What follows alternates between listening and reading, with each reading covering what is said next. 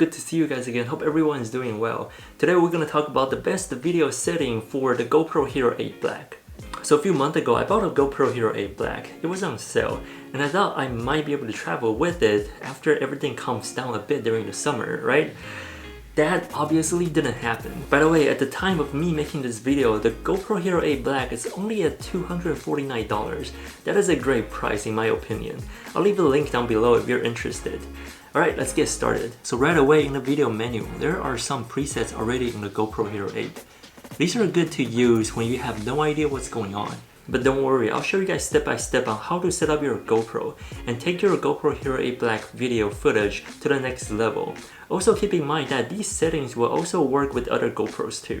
That being said, there's really no perfect settings for all situations. You can always tweak the settings to your likings, and what I'm about to show you is the settings that works for me, and hopefully you guys can use it as a reference guide and go from there. And the main presets that I want to show you guys are the vlogging and selfie preset. Whenever you point your camera towards yourself and talk to it. POV, this is the first person point of view and it shows the audience exactly what you're seeing. Slow motion, when you want to capture and slow down those amazing actions in your life. Cinematic setups, when you want to shoot a sequence of footage that you can do more in post-process to make it look more cinematic. With these presets set up, you can switch between them and create amazing content right away. As you see, we can now save up to 10 presets on the GoPro Hero 8. So the first one is Selfie Preset. We can just hold for about a second here and it'll take us straight to the settings. For the resolution, I have it at 4K, 24 FPS. So I can get the best possible quality, and 24 FPS is what most of the movies are shot on.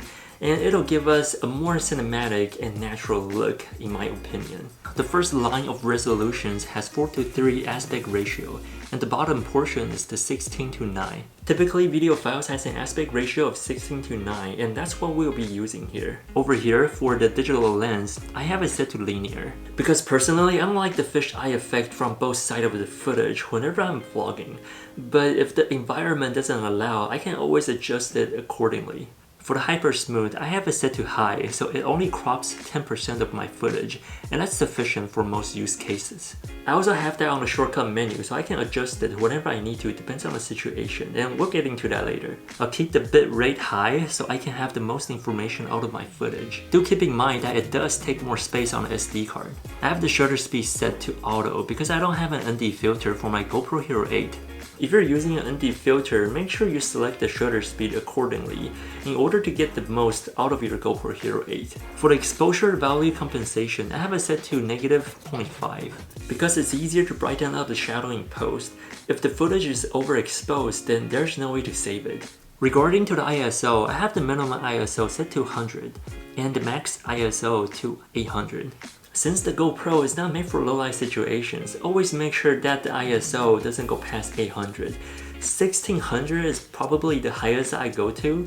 Anything above that, it's just kind of unbearable in my opinion. Over here we have sharpness, and we can always add sharpness in post. Here's 3 different levels of sharpness in video. Everyone's taste is different. Some might think that the highest sharpness is too high for the eyes, and some don't. The lowest sharpness is definitely too soft for me if I don't plan on doing anything in post, and the high sharpness doesn't bother me that much. But since this is a selfie preset, I'll just set it to high. One misconception about sharpness is that it brings out more details. It doesn't. The camera actually adds sharpness to artificially enhance the image. Over here in color, I have it set to GoPro color. If I know I want to color grade my footage for the entire video, I'll set it to flat, so it depends. I have both the white balance and wind reduction set to auto in the selfie preset. So I don't have to worry about these settings for a quick vlogging shot, and the algorithm for these auto settings works pretty well in my opinion. As for the on-screen shortcut, I have lens on the lower left, white balance on the lower right, color for upper left, and hyper smooth on upper right. These are the settings that I might change frequently, depending on the situation. Now to the POV setting. Again, I have it at 4K with 24 FPS, and for the lens, I have it at super view, so the audience can feel like they're actually seeing what I'm seeing. In the Pro Tune setting, everything is the same as the selfie preset that we went over earlier. Bitrate is set to high, shutter speed is auto, exposure compensation at -0.5, white balance in auto, Minimum ISO at 100 with max ISO at 800. Sharpness in high with the GoPro color, and wind reduction in auto. Next up, we have the slow motion preset. Over here with the resolution, I have it set to 2.7K at 120 FPS. This will give me the highest slow motion resolution, and at the same time, I'll be able to get buttery smooth footage with 120 FPS. As you see, when we're in 2.7K at 120 FPS, we can only use the wide lens and no boost for hyper smooth. In the Pro Tune settings, we have the bitrate in high, shutter speed in auto with the exposure compensation at -0.5, and the white balance in auto. The minimum ISO is at 100, and instead of max ISO at 800, I have it set to 1600.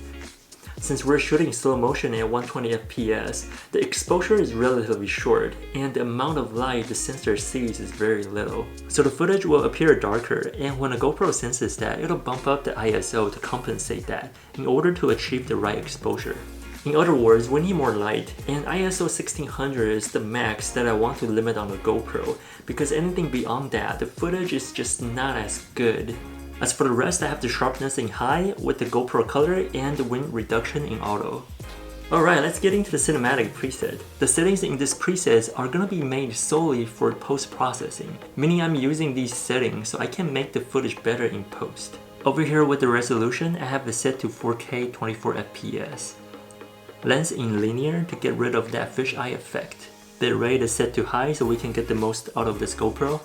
Exposure compensation is set to -0.5 with white balance set to auto right now, because I know I'll change the white balance before I start filming in the shortcut menu. Minimum ISO at 100 and maximum ISO at 800. Sharpness in low so I can work more in post if I have to. Color is set to flat as well for post-processing purpose, and wind reduction will be set to on if I'm shooting outdoor and off if I'm shooting indoor, just in case if the automated algorithm of the GoPro mess up, which I haven't encountered yet. So far it's pretty reliable. Inside shortcut, I have the shutter in the lower left, hoping that I'll get a set of ND filter one day. White balance on the lower right so I can set it without having to go into the whole settings. On the upper left, I have exposure compensation with hyper smooth on the upper right. So these are the video settings that I use on my GoPro Hero 8 Black. Again, you can tweak and adjust these settings if you want in order to suit your shooting styles or the activities that you're doing. Hope you guys enjoyed today's video. Before you leave, don't forget to like, subscribe, and ring the bell on your way out. Thank you so much for watching. I'll see you guys in the next one.